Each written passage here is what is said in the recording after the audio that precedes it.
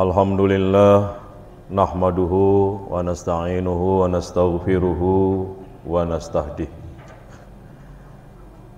wa na'udzu billahi min syururi anfusina wa min sayyiati a'malina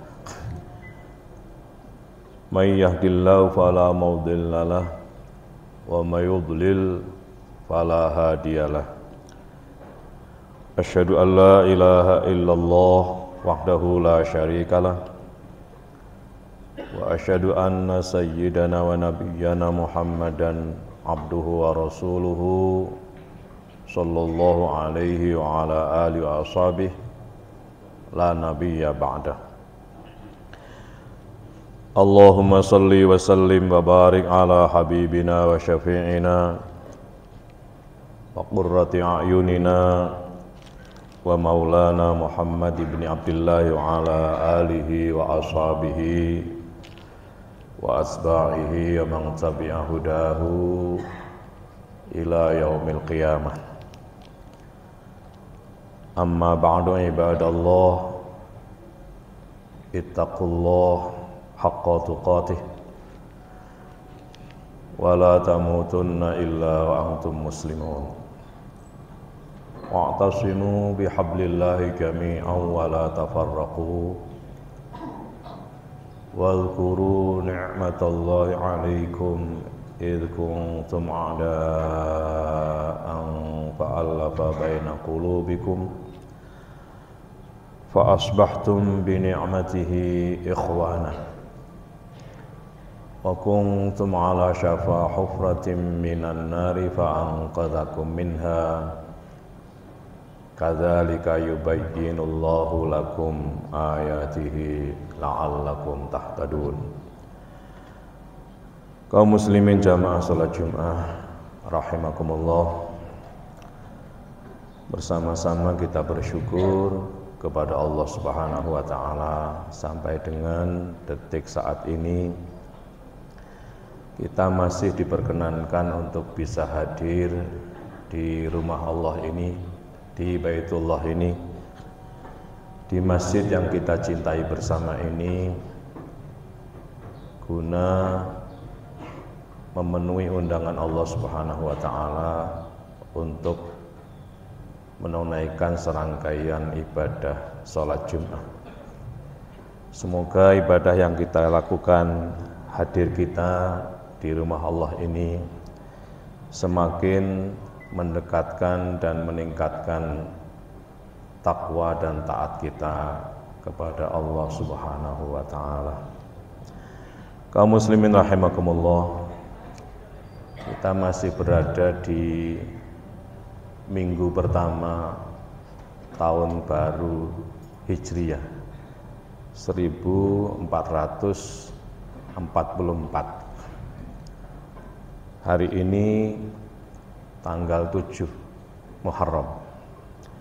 Kaum muslimin rahimakumullah, satu hal yang mungkin diperintahkan oleh Allah Subhanahu wa taala kepada kita lewat utusannya agar supaya menjadikan semua momentum itu sebuah peringatan, sebuah ingatan. Bahkan salat pun yang kita lakukan itu hendaknya berintikan mengantarkan kita sebuah peringatan atau ingat akan Allah Subhanahu wa taala. Innani anallahu la ilaha illa ana fa'budni wa aqimis sholata lidzikri. Itu dalam surat Thaha, surat ke-20 ayat 14. Sesungguhnya aku adalah Allah yang tidak ada Tuhan selain Allah. Sesungguhnya aku adalah aku, tidak ada Tuhan selain aku. Maka beribadahlah kepadaku agar kamu ingat dengan ibadah, dengan menundukkan dirimu itu hendaknya engkau menjadi ingat zikir kepadaku. Peristiwa tahun baru Hijriah hendaknya pula menjadi zikir atau peringatan kita kepada Allah Subhanahu wa taala. Tahun baru Hijriah itu intinya adalah mengingatkan kita agar supaya selalu tajaddud atau tajdid an-niyah. Dulu ketika Rasulullah SAW pada tahun ke-12 kenabian, di mana pada usia 40 tahun Nabi Muhammad SAW memproklamirkan dirinya sebagai utusan Allah. Dakwah dimulai di Makkah Al-Mukarramah selama 12 tahun. Pada tahun ke-12 Nabi diutus sebagai Rasulullah, sebagai utusan Allah. Maka Nabi mendapatkan perintah hendaknya hijrah ke Yathrib, yang kemudian di kemudian hari bernama Madinah. Disebut Yathrib oleh karena yang menempati pertama kali di situ bernama Yathrib, ya Sa'roba, Yathrib bin Amliq bin Laut bin Syam bin Nuh. Maka nama Pak Yathrib ini diabadikan sebagai tempat di situ bernama Yathrib. Madinah, Madin artinya apa?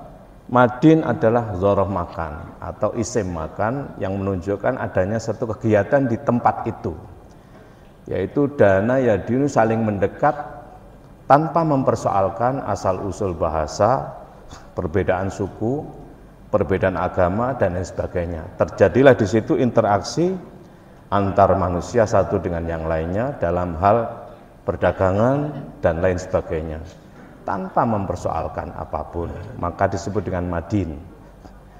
Maka terjadinya perbuatan itu ditandai dengan cak marbutoh. Marbut artinya diikat menjadi Madinah. Lalu ketika Nabi sudah pindah dari Makkah di Yathrib, terjadilah interaksi satu dengan yang lainnya tanpa mempersoalkan, maka Nabi menambahi Al-Munawwarah. Tempat itu bernama Madinah Al-Munawwarah. Artinya apa? Bahwa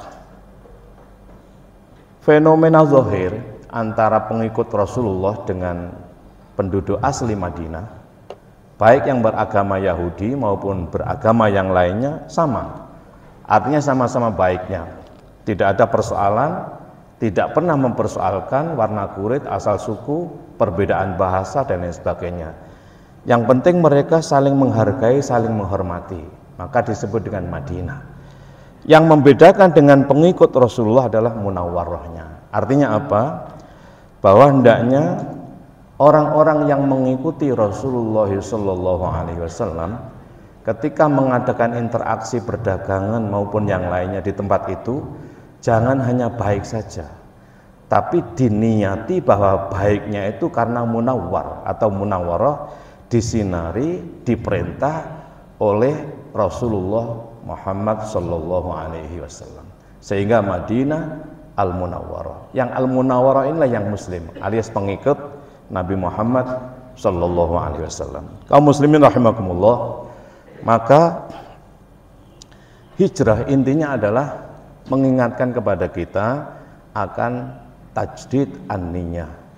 Bahkan hadis yang berkenaan dengan hijrah ini pun dihubungkan dengan niat. Dalam sebuah hadis yang sahih, hadis ini muttafaq alaih, artinya hadis ini disepakati oleh dua imam hadis, yaitu Al-Bukhari dan juga Muslim.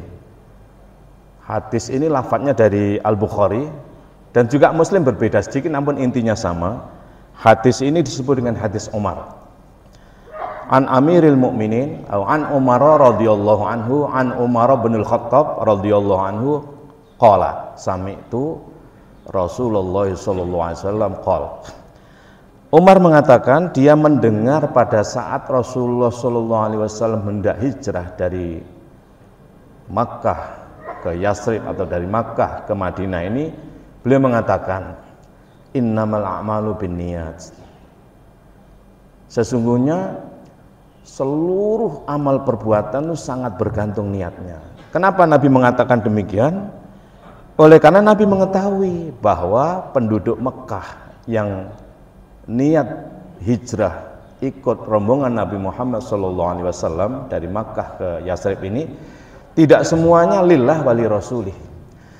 Ada yang di Makkah kondisi ekonominya pas-pasan, tidak punya istri, tidak punya harta, lalu ikut rombongan Muhammad karena ada berita bahwa di Yasrib ada beberapa orang kaya yang akan mengakomodasi kaum muhajirin. Misal Abdurrahman bin Auf yang terkenal mempunyai harta yang banyak, memiliki istri yang banyak, dulu istri itu banyak. Dalam riwayat diceritakan bahwa Abdurrahman bin Auf memiliki istri atau pasangan atau wanita 48. Dan mereka berjanji akan membagikan wanita-wanita ini, istrinya atau di bawah kekuasaan Abdurrahman bin Auf ini kepada kaum muhajirin atau kaum orang-orang Mekah yang ikut hijrah bersama Kanjeng Nabi. Demikian pula luasnya kebun kurma yang dimiliki oleh Abdurrahman bin Auf akan dibagi-bagikan kepada mereka, kaum muhajirin. Mendengar info yang demikian ini, maka sebagian di antara orang-orang yang mengikuti hijrah bersama Rasulullah ada yang berniat semacam itu, yaitu ingin mendapatkan harta dan juga ingin mendapatkan wanita yang bisa dinikahi. Maka Nabi mengatakan innamal a'malu binniyat wa innama likulli imri'in ma nawa. Kamu hati-hati bahwa sahnya seluruh perbuatan, artinya nilai perbuatan itu bernilai di sisi Allah, bernilai ibadah, sangat bergantung niatnya. Faman kanat hijratuhu ilallahi wa rasulih fa hijratuhu ilallahi wa rasulih. Barang siapa yang hijrahnya bersamaku ini, bersama rombongan yang mau hijrah ini, karena mengikuti perintah Allah dan utusannya, maka dialah yang benar. Wa man kanat hijratuhu ila dunya yusibuha awim ro'atin yang kihuha fahijratuhu ila ma hajara ilaih. Barang siapa yang hijrahnya karena dimotivasi ingin mendapatkan harta atau ingin mendapatkan wanita yang ingin dinikahi, maka di sisi Allah dia tidak dapat apa-apa. Dia akan mendapatkan harta, ya mungkin, dia akan mendapatkan wanita, mungkin, tapi di sisi Allah tidak mendapatkan apa-apa. Pertanyaannya adalah, apakah seseorang yang hijrahnya atau giatnya atau pekerjaannya karena ingin mencari harta dan juga wanita itu tidak boleh? Boleh, tapi segeralah ditajdid, ditajadud, diperbarui. Aku mencari harta, aku mencari wanita, mengikuti perintah Allah dan Rasulnya. Artinya apa? Bekerjalah yang keras untuk meraih harta sebanyak-banyaknya, tapi sowankan kepada Allah dan Rasulullah untuk kepentingan ajaran agama. Nikahlah dengan wanita, jangan tidak nikah, apalagi berzina, jangan. Hendaklah mencari wanita bagi laki-laki untuk nikah, karena nikah itu adalah ibadah. 1, kalau kurang Allah menyediakan sampai dengan 4, asal bisa berlaku adil. Kenapa demikian? Karena Islam ini sangat membenci perzinaan. Wala taqrabuz zina innahu kana fahisyah wa sa'a sabila. Sekali-kali kamu jangan mendekati perzinaan. Apapun perbuatan yang mengarah kepada perzinaan, tinggalkan. Kenapa? Karena perbuatan zina ini sangat keji dan bisa membuka perbuatan-perbuatan keji yang lainnya. Kaum muslimin rahimakumullah, oleh karena itu maka nikahlah. Raq'atani mutazawijani khairun min sab'ina alfa raq'atin ghairi mutazawijin. Orang yang nikah, orang yang bersuami istri, ibadahnya dilipat gandakan. 2 rakaat bagi orang yang nikah itu lebih baik daripada 70.000 rakaat orang yang tidak nikah. Artinya apa? Bukan berarti ini para duda disemangati untuk nikah, bukan. Tapi ini adalah Islam ini sangat mendorong agar supaya kita ini nikah. Tapi tentu lihat keadaan masing-masing. Bagi bapak-bapak yang sudah tua, renta, barangkali jangan terlalu memikirkan hadis ini. Karena pernah nikah ya sudah cukup. Tapi kalau memungkinkan untuk nikah lagi tidak masalah. Karena Abdullah ibnu Mas'ud pernah ditanya, "Ya Abdullah, kalau engkau diberitahu oleh Allah umurmu tinggal 1 hari, kira-kira apa yang Anda lakukan?" Dia mengatakan nikah. Kenapa? Karena dengan nikah itu nilai ibadahku dilipat gandakan. 1000 bagi orang yang tidak nikah ya dinilai 1000 sampai 10 hingga 700. Tapi bagi orang yang nikah dilipat gandakan beribu-ribu kali. Kaum muslimin rahimakumullah, oleh karena itu niat ini atau hijrah kaitannya dengan niat. Maka hakikat hijrah adalah bagaimana kita memperbarui niat kita selalu dan selalu. Kenapa demikian? Karena persoalan kita ini dalam beribadah kepada Allah terus mengalami pasang surut. Dalam hal ini Allah Subhanahu wa taala menyatakan dalam firman-Nya dalam surat Al-Hasyr surat ke-59 ayatnya 18. Ya ayyuhalladzina amanu taqullaha wal tanzur nafsum ma qaddamat lighad wattaqullaha innallaha khabirum bima ta'malun. Wahai orang yang beriman, wahai orang-orang yang mengaku dirinya beriman, hendaknya kita selalu menata hati, melihat masa lampau, untuk memperhatikan masa lampau, untuk melakukan apa yang esok hari kita lakukan. Maka dalam hal ini Al-Ghazali dalam bukunya Kimiyatus Sa'adah membagi niat itu menjadi 3 bagian. Yang pertama adalah an-niyah qabla ibadah. Yang kedua an-niyah indal ibadah. Yang ketiga an-niyah ba'dal ibadah. Disebut niat baik itu, niat benar itu, yang pertama pertimbangannya adalah sebelum melakukan aktivitas. Artinya apa? Harus ditata semua lillah wali rasulih. Yang kedua indal ibadah, saat melakukan aktivitas. Artinya apa? Tidak boleh menyalahi syariah dan tidak boleh menyalahi kesepakatan. Yang ketiga apa? An-niyah ba'dal ibadah. Apa yang telah kita lakukan tidak selalu mendapatkan apresiasi yang positif dari siapa di luar diri kita. Maka jaga hati, jangan sampai merusak ibadah kita. An-niyah ba'dal ibadah artinya kita harus sabar, tawakal. Lakukan pekerjaan berikutnya. Fa idza faragta fansab wa ila rabbika farghab. Maka Allah akan selalu memberikan kemudahan bagi kita. Dalam firman-Nya surat Al-Insyirah surat ke-94 hanya 8 ayat ini. Alam nasyrah laka sadrak wa wada'na 'anka wizrak alladzi anqadha dhahrak wa rafa'na laka dzikrak fa inna ma'al 'usri yusran inna ma'al 'usri yusra fa idza faraghta fansab wa ila rabbika farghab. Kalau kamu selesai melakukan pekerjaan, tinggalkan, jangan kau pikirkan, lakukan pekerjaan berikutnya dengan selalu menata niat. An-niyah qabla ibadah, an-niyah indal ibadah, dan an-niyah ba'dal ibadah. Aqulu qouli hadza wa astaghfirullahal azim li wa lakum wa lisairil muslimina wal muslimat wal mu'minina wal mu'minat wastaghfiru innahu huwal ghafurur rahim.